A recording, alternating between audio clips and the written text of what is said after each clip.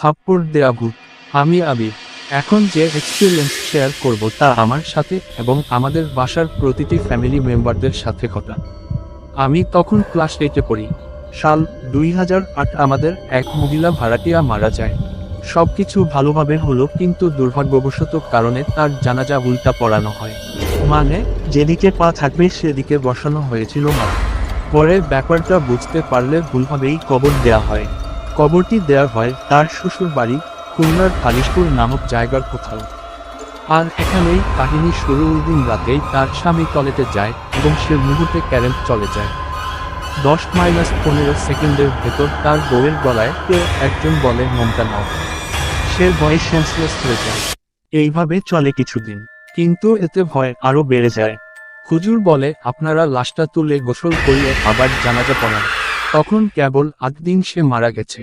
দুপুরে লাশ উঠানোর জন্য গেলে কবরের মাটি উঠানোর পর আমি এবং সবাই যা দেখলাম তা আর কোনোদিন দেখতে চাই না। দেখলাম যে কবরে ওই মহিলা হেলান দিয়ে বসে আছে, আর কাফনের কাপড়ের অনেকখানি কাপড় তার মুখের ভেতরে। এরপর 3 হুজুর মিলে কবরে নামলেন এবং দোয়া দরুদ পড়ে কাপড়টা টেনে বের করতে থাকলেন। একসময় কাপড়টা বের হয়ে আসলে মহিলার লাশটি শুয়ে পড়ে। তাকে আবার গোসল করানো হয় এবং জানাজা পড়ানো হয়। তারপর কবর দেয়া হয়। তার কিছুদিন পর তার স্বামী আবার বিয়ে করেন।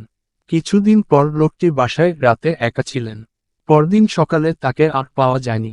পরে পাওয়া যায় বাসা থেকে একটি মিল দূরে।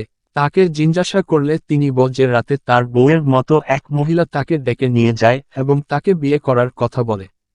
লোকটা আবার বিয়ে করেছে, সেই কারণে থাপ্পড় দেয়। সেই থাপ্পড়ের দাগটা স্পষ্ট দেখেছি আমরা।